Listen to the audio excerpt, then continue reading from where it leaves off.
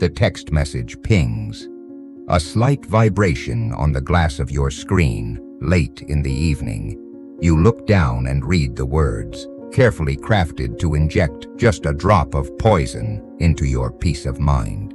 Maybe it is a colleague saying, "Must be nice to always leave exactly at 5, or a partner texting, "I guess I'll just handle everything myself again. It's fine." Instantly, the trap snaps shut around your mind, your chest tightens, the injustice of it burns, so you start typing. You draft a 3-paragraph defense, laying out your schedule, validating your effort, meticulously detailing your intentions, so there can be absolutely no room for misinterpretation. You backspace, you rewrite, you soften the tone, and finally you hit send, fully convinced that clarity will save you. But it does not save you. It never does. Because you are playing a game of truth with someone who is playing a game of power. Society has conditioned you with a dangerous, deeply flawed premise. Since childhood, you have been told that honesty is the ultimate virtue, and that communication is the universal cure for all human friction. Mainstream self-help preaches that if a relationship is failing, or if a coworker is undermining you, there is simply a communication breakdown. The solution, they claim, is to sit down, open up, and explain your perspective. It sounds civilized. It sounds rational. And it is the exact reason why intelligent men consistently find themselves mentally exhausted, emotionally drained, and outmaneuvered by people half as smart, but twice as ruthless. You approach conflicts as if you are standing before a fair judge in a rational court of law. You bring evidence, you bring facts, you bring your clean conscience. But the person across from you is not a judge seeking truth. They are an opponent seeking control. The tragedy of the intelligent man is his profound reliance on logic. You believe that if you can just articulate your position clearly enough, the other person will experience a sudden realization. They will nod and say, "Ah, I see now, my mistake, you are right." This is a fatal illusion. It is a projection of your own sanity onto someone who operates on an entirely different psychological frequency. Toxic people, narcissists, and quiet manipulators do not view interactions through the lens of objective truth. They view them through the lens of leverage. When they toss a passive-aggressive comment your way, they are not asking for an itinerary of your day or an audit of your soul. They are fishing. They are casting out a line with a jagged hook to see if you will bite. And the moment you begin to justify yourself, the moment you begin to explain, you swallow the hook whole. Think about the subtle shift in power the exact second you begin to defend yourself.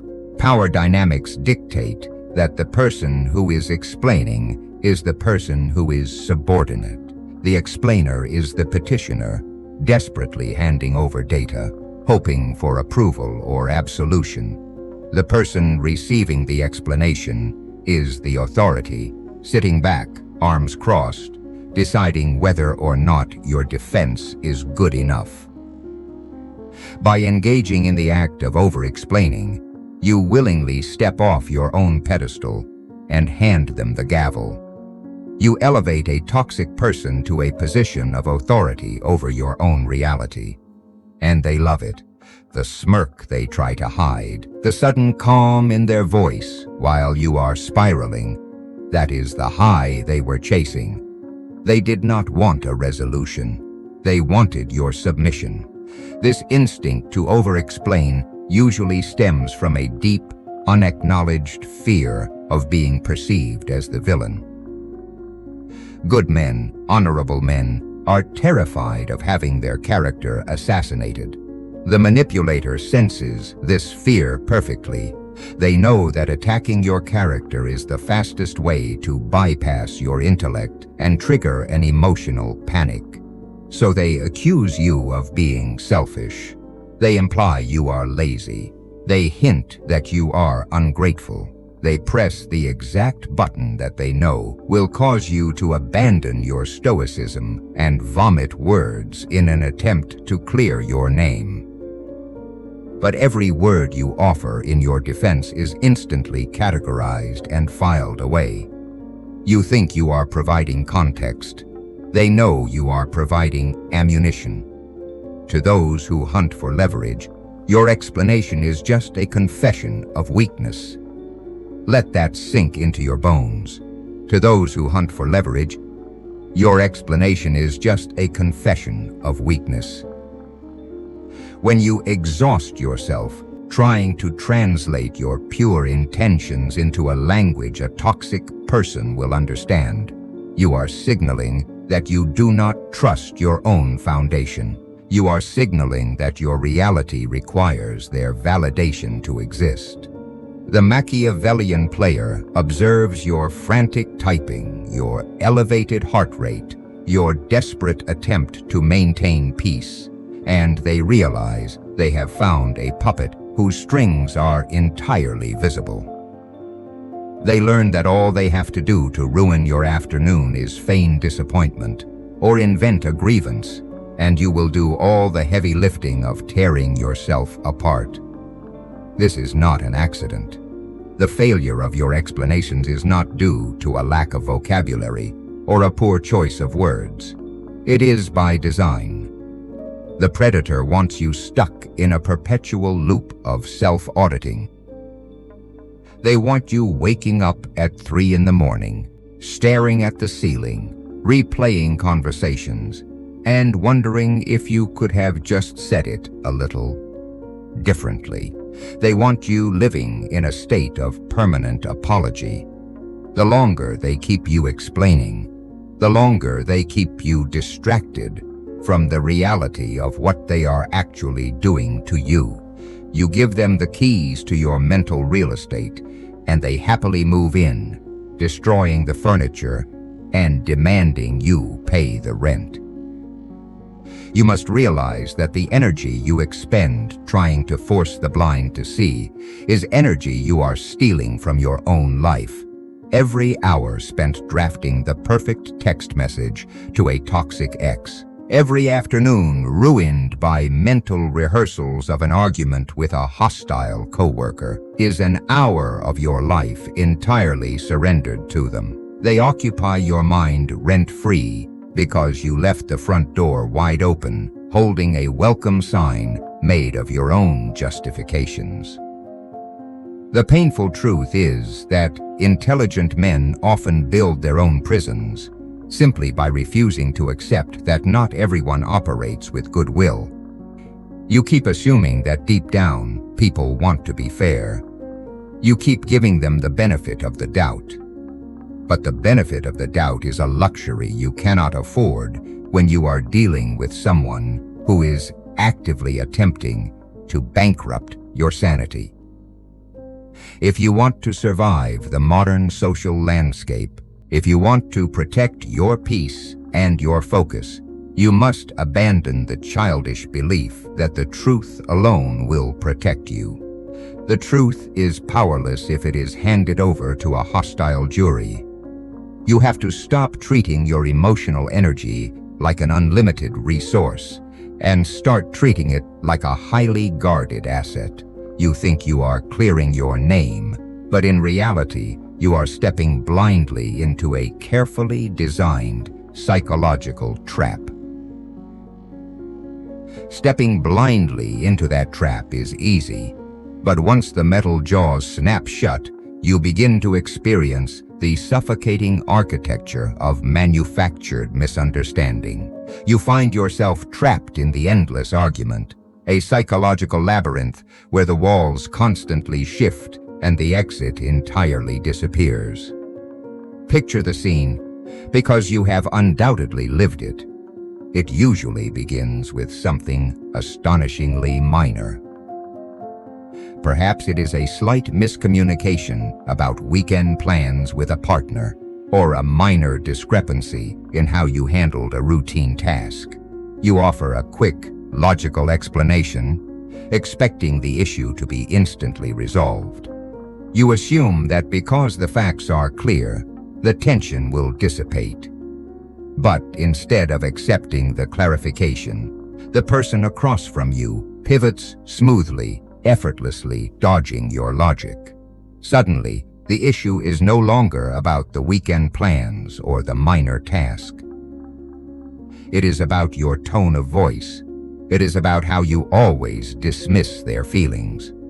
It is about an unresolved grievance from 6 months ago that you thought was buried and forgiven. The goalposts never stay still. They are on wheels, constantly being rolled further back just as you are about to score. Every time you manage to patiently and rationally satisfy one complaint, they magically produce another, entirely unrelated accusation. You find yourself running an emotional marathon just to get back to the starting line. You list the things you have done to support them, and they coldly counter with, "So you are keeping score now." You try to remain calm, and they accuse you of being an emotionless robot who does not care. You raise your voice slightly in sheer frustration, and they instantly play the victim, claiming you are being aggressive. It is a flawlessly designed maze of lose-lose scenarios. And you exhaust yourself running down every corridor, trying to build a bridge of understanding, completely failing to realize that they are standing on the other side with a sledgehammer, knocking out the supports as fast as you can build them. This same architecture exists in the workplace, disguised in professional language, but carrying the same venom. Imagine the manager or toxic colleague who perpetually misinterprets your contributions. You send a detailed, highly researched project update. They reply publicly, copying other team members with a vague, undermining question that suggests you missed the point entirely. "Are we sure this aligns with our core objectives?" they ask. Feigning innocent concern, you immediately scramble to defend the data. You write a long, comprehensive email meticulously breaking down the alignment. Hours later, they reply with a single, devastatingly cold word, "Noted." That word is not an acknowledgement, it is a weapon. The coldness of "noted" is designed to leave you in suspense, to make you feel as though your extensive explanation was mildly pathetic and ultimately insufficient. They forced you to dance, and then they refused to applaud. You must understand this dynamic on a cellular level. They are profoundly committed to misunderstanding you. Their confusion is not an accident.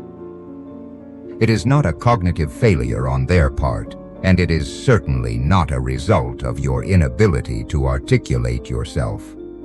Misunderstanding you is an active, highly effective Machiavellian strategy.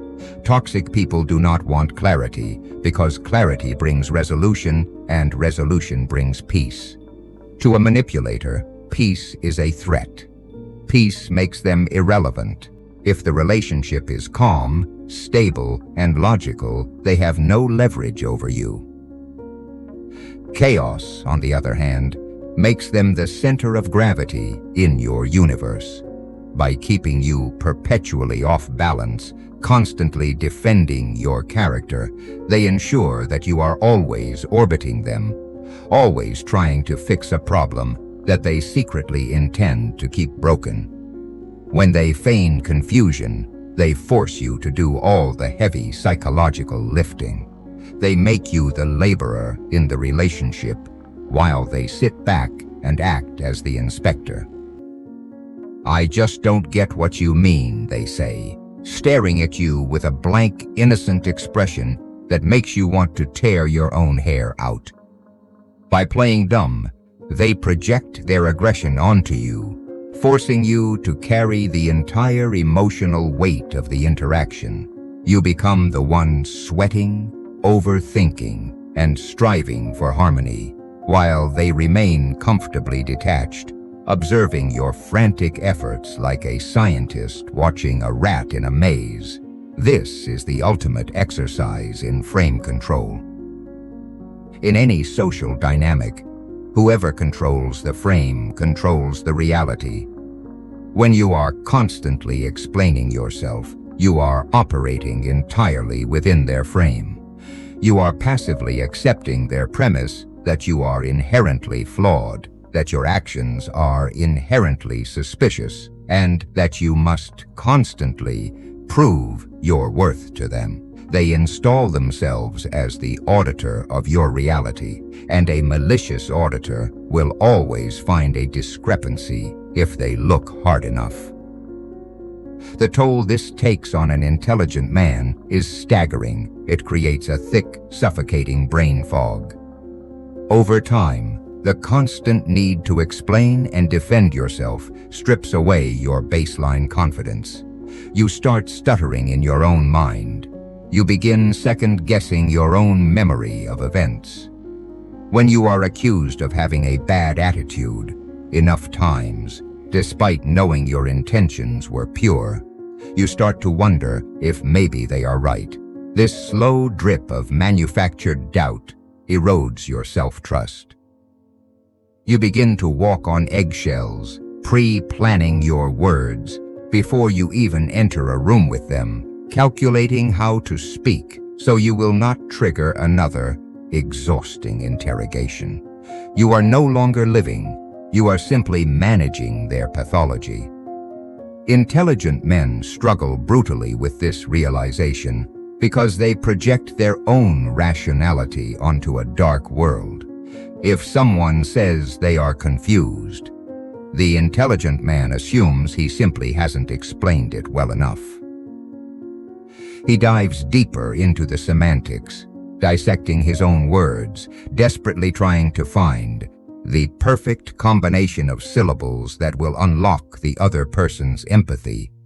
He refuses to accept the cold, cynical truth that some people actively enjoy watching him squirm. But you must look at the endless, exhausting arguments you have been having and recognize them for what they truly are, a theatrical performance where you are the only one who does not know it is a play. You cannot negotiate with someone who uses your logic as kindling for their fire. As long as you are explaining, you are losing. Once you realize their confusion is a weapon, you have to ask yourself what they are truly hunting for beneath the surface. When you look beneath the surface of their manufactured confusion, you realize they are not hunting for clarity. They are hunting for currency. And in the dark, silent economy of toxic relationships, emotional access is the highest form of currency. Let this sink in through a memory you have likely tried very hard to bury. Think back to a moment of total, desperate vulnerability. You were backed into a corner in an endless argument, exhausted from defending your character. In a final, desperate bid to make them finally understand your perspective, you opened the vault. You offered up a deep, private insecurity. You explained that you react a certain way because of a past betrayal, a childhood wound, or a profound, secret fear of failure. You handed them the raw, bleeding truth of your psyche, believing that this level of profound honesty would surely disarm them. For a moment, it seemed to work. They nodded. They softened. They quietly stored the information. But fast forward 6 months. You are in a crowded room, or a tense meeting, or another escalating argument, and right when you least expect it, they slide that exact insecurity across the table like a loaded gun. They weaponize the very trauma you offered as an olive branch, wrapping it in a casual, smiling comment designed to gut you publicly while maintaining total plausible deniability. That is the dagger turn. That is the moment the illusion shatters, and the cold reality of human nature floods in. You realize, perhaps for the first time, that the original argument was never about resolving a conflict. It was an extraction operation. Every time you over-explain yourself, every time you pour out your feelings to justify your boundaries, you are handing a predator a topographic map of your psychological triggers.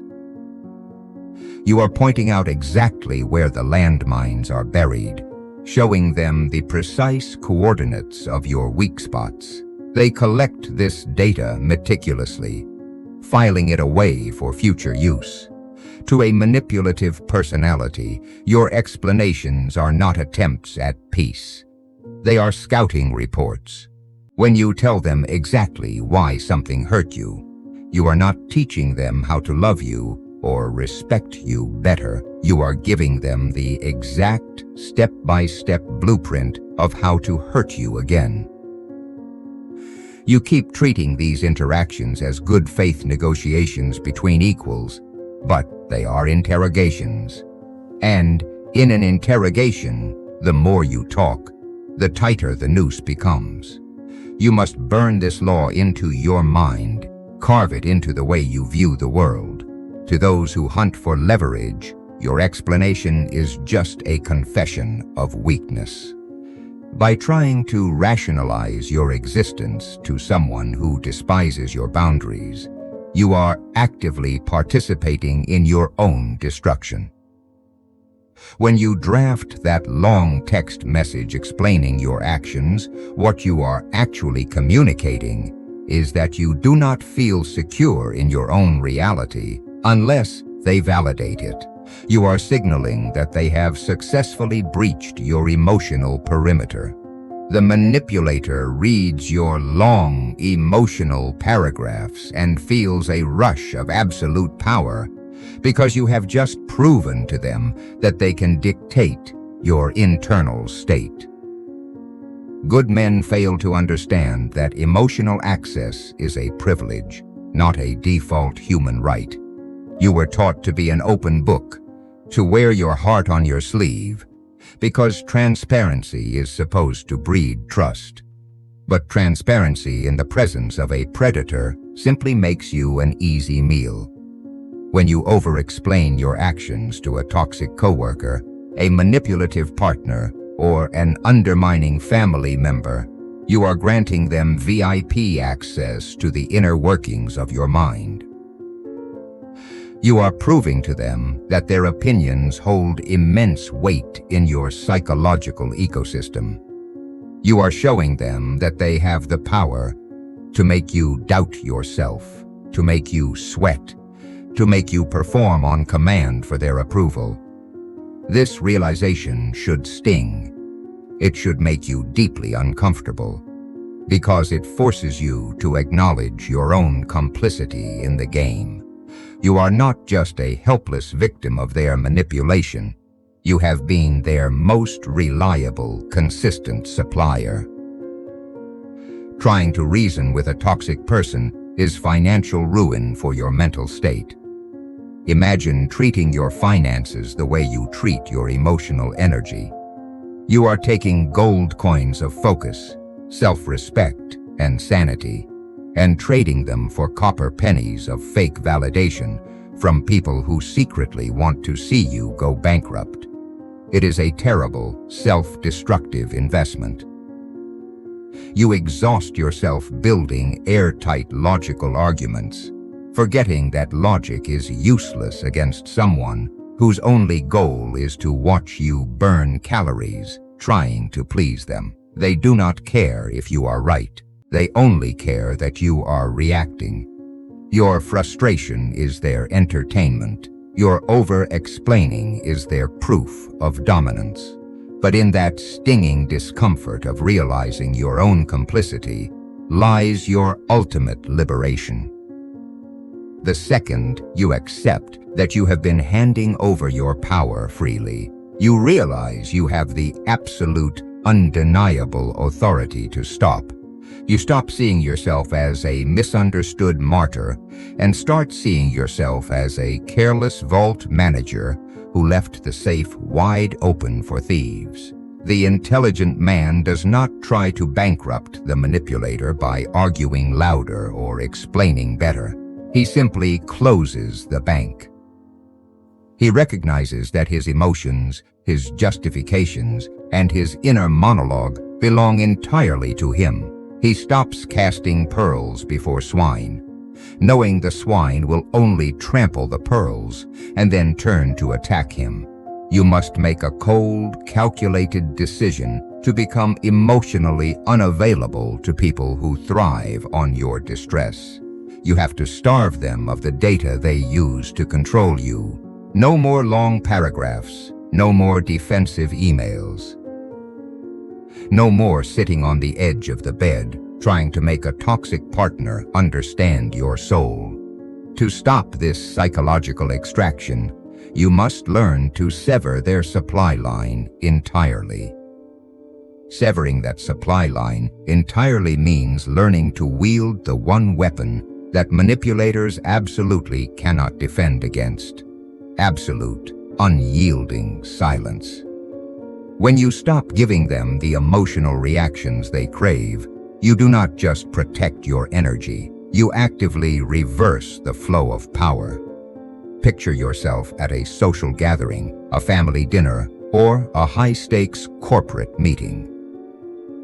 The conversation is flowing normally until a toxic individual, sensing an opportunity for leverage, throws a piece of calculated bait across the table. It is a backhanded compliment, a disguised insult, or a passive-aggressive jab about a past mistake designed specifically to trigger your defensive instincts in front of an audience. Your pulse spikes. The adrenaline hits your bloodstream. The old version of you would have taken a deep breath and launched into a meticulous explanation, desperately trying to manage the optics of the situation while the room watched you squirm. But the new version of you does something entirely different. You stop. You let the bait hang in the air. You look directly into their eyes with a dead, calm expression. You hold that silence for 3 agonizing seconds. You do not blink. You do not smile. And then, without addressing their comment at all, you turn smoothly to the person next to you and completely change the subject. The shift in the room is instantaneous. You have not just ignored them, you have erased them. This is not passive avoidance. Passive avoidance is looking down, shrinking your posture, clearing your throat, and pretending you did not hear them because you are terrified of conflict. That is the behavior of a victim hoping the bully will walk away. Strategic silence is an active, aggressive, psychological void. It is a deliberate, calculated application of invisible pressure. When you withhold an explanation, you create a vacuum, and human nature absolutely abhors a vacuum. The manipulator threw their toxic comment, expecting it to hit the wall of your defense, which they could then bounce off of to continue the game. When you remove the wall, they fall forward into the empty space. You force them to sit alone in the crushing awkwardness of their own toxicity. Their comment hangs in the air, naked and exposed for exactly what it is: a petty, desperate grasp for control. By refusing to engage, you have turned the invisible spotlight of the room directly onto their misbehavior, while keeping your own hands impeccably clean. You have made them the author of their own embarrassment. Let us dissect the mechanics of this silence, because it is an art form that requires exact, unflinching execution. First, there is the timing. A tactical pause must last long enough to be noticeable, but not so long that it becomes overtly theatrical or absurd. 2 to 4 seconds is the sweet spot. In the rapid rhythm of a normal conversation, a 3-second pause feels like an absolute eternity. It is the audio equivalent of a physical stare-down. During those seconds, the manipulator's brain begins to misfire. They are waiting for their supply, your justification, your anger, your visible discomfort. When the supply does not arrive, their internal script breaks. Second, there is the eye contact. Looking away signals submission. It tells them that their comment successfully wounded you and that you are retreating into your shell. Maintaining soft, unbothered eye contact signals absolute, terrifying dominance. It tells them that you heard exactly what they said, you understand exactly what they are trying to do, and you find it profoundly, unforgivably boring. You are looking at them not with anger, not with hurt, but with the mild, clinical curiosity of a scientist observing a deeply predictable insect. Finally, there is the tone of the pivot. When you eventually break the silence to change the subject, your voice cannot hold a single trace of adrenaline. If your voice shakes, if your pitch raises, or if you speak too quickly, you reveal that the silence was merely a cover for your underlying anxiety. Your tone must be relaxed, low, and smooth. You are broadcasting to the room that the manipulator's attempt to destabilize you was so insignificant that it did not even register on your emotional radar. This is the velvet execution of Machiavellian defense. You are not fighting back in the mud where they have the home field advantage. You are standing above them, refusing to get dirty, and watching them wrestle with their own reflection. To do this, you must unlearn the societal conditioning that tells you silence is rude. You have been taught that it is impolite to leave a question unanswered, even a malicious one. But politeness is a social contract, and manipulators break that contract the moment they try to exploit you. You owe 0 social graces to a predator. Understand the profound difference between emotional suppression and emotional privacy. Suppression is swallowing your anger because you are afraid of what will happen if you speak. It is rooted in fear, and it rots you from the inside out. Strategic silence is emotional privacy. It is rooted in power. It is the conscious realization that your inner world is a fortress, and not everyone gets a key to the gate. Remember, to those who hunt for leverage, your explanation is just a confession of weakness. By withholding the explanation, you project impenetrable strength. You are deciding, with cold precision, that they have not earned the right to see you bleed. You still feel the sting of the insult. You still process the disrespect, but you refuse to process it with them. You take the data, log it as absolute proof of their toxic nature, and deny them the satisfaction of a reaction. You will feel an immediate, intoxicating surge of structural confidence when you execute this properly, the first time you successfully deploy strategic silence. It will feel as though you have discovered a cheat code for human interaction. You will watch a toxic person stumble, their smirk falter, their posture tighten as they realize they have lost their grip on your nervous system. You are no longer the prey, frantically trying to outrun the predator's accusations. You are the immovable object against which they break their own teeth. You will walk away from interactions that used to drain you for days, feeling completely intact, your energy reserves untouched. You are rewriting the rules of engagement, shifting from a defensive posture to an untouchable psychological baseline. But executing that silence requires a specific kind of internal discipline, one that brings out the true desperate nature of the manipulator.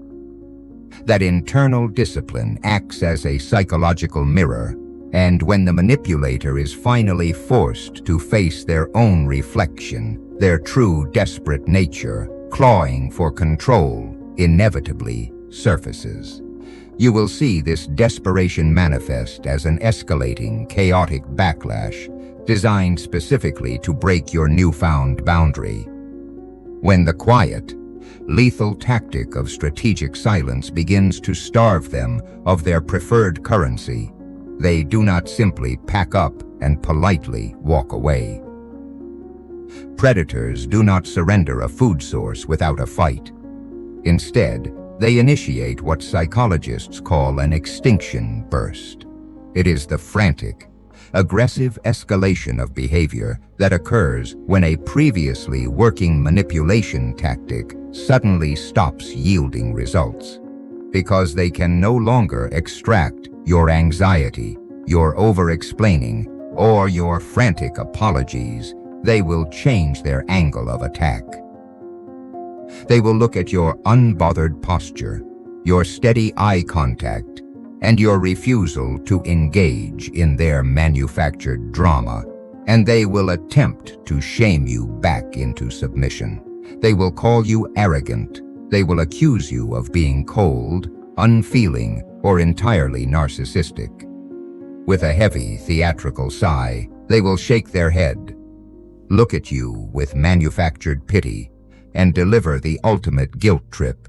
You have changed. When they tell you that you have changed, you must not flinch. You must not let the residual programming of your past push you into a defensive posture. The old version of you would have heard the word arrogant and immediately panicked, rushing to prove your humility, opening the vault once again to show them that you are still the compliant, eager to please man they trained you to be. But the new version of you understands the precise translation of their grievance.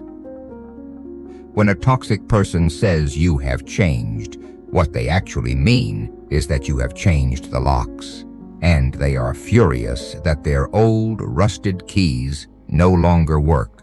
They are mourning the loss of their favorite toy, your highly reactive nervous system. You must reframe this backlash entirely within your own mind. It is not a sign that your strategy of silence is failing. It is absolute, undeniable proof of your total victory. Their escalating insults, their claims that you are too prideful to communicate, are simply the death rattles of their influence over your life.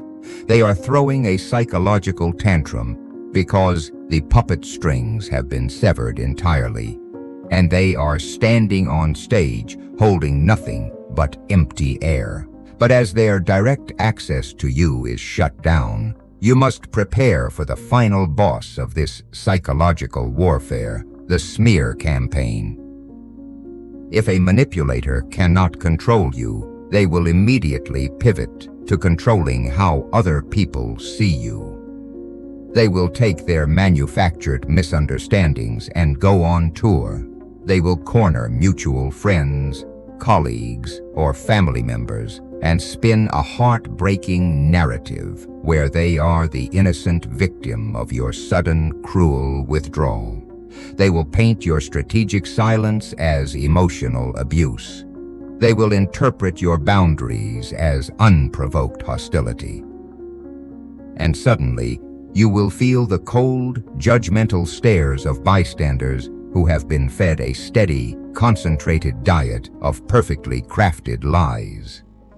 This is the moment where the intelligent man faces his greatest test of endurance. Every instinct in your body will scream at you to correct the record. You will feel a burning, almost unbearable sense of injustice. You will want to gather the audience, Present the meticulous dossier of facts, outline the manipulator's long history of toxicity, and aggressively clear your name. You must resist this urge with every ounce of discipline you possess. Chasing down false narratives is simply another form of over-explaining, just outsourced to a larger crowd. If you run around frantically trying to convince the audience of your innocence, you are stepping right back into the manipulator's frame. You are proving to them that they still have the power to dictate your actions and exhaust your energy, even from a distance. You have to recognize that true power lies in an absolute, unshakable indifference to the opinions of those who do not know the truth. You do not need the understanding of the crowd to maintain your reality. Your character, your integrity, and your memory of events exist entirely independent of their perception. Let the manipulator tell their stories. Let them paint you in the darkest, most villainous colors they can find on their palette. The man who is genuinely secure in his own character does not need to run a desperate public relations campaign to defend his soul. He understands a fundamental law of human nature. Time and gravity expose all things. Water eventually finds its level, and masks eventually slip. The people who eagerly consume the manipulator's lies without ever coming to you for the truth were never your allies to begin with. They were simply looking for a convenient reason to bet against you. Let them go. The few people whose intelligence and loyalty are actually worth your time will eventually see through the frantic whispering. They will notice that the manipulator is constantly embroiled in drama, constantly casting themselves as the victim in every story they tell, while you remain quietly focused on your own path, completely unbothered by the noise. Your silence in the face of a smear campaign speaks volumes more than a desperate defense ever could. It demonstrates a level of emotional sovereignty that commands deep, unspoken respect from the people who actually matter. This is the ultimate destination of the intelligent man. It is the final boundary. It is the lethal calm. You arrive at a state of being where your peace is entirely self-generated, completely insulated from the chaotic weather patterns of the people around you. You are no longer living as a terrified tenant in the fragile house of their approval. You have built an impregnable fortress of your own self-respect. You can sit in a room with someone who is actively committed to misunderstanding you, someone who is desperately trying to pull you back into the mud, and you feel absolutely nothing but a cold, distant pity. You have mastered the hardest psychological discipline of all, the discipline of letting insignificant people be utterly wrong about you. You no longer hand out the weaponry required to destroy your peace, because you have finally realized that your attention is the most expensive thing you own. Tomorrow, when the bait is thrown, when the trap is set, and when the toxic person looks at you waiting for the old familiar panic, you will not rush to clear your name. You will not offer a single syllable of defense to someone who feeds on your frustration. You will sit back, you will hold the silence, and you will watch them drown in the terrifying void you have created. You will let the misunderstanding stand, and in doing so, you will secure your untouchable peace. Because in a world addicted to noise, the man who controls his silence controls the entire game.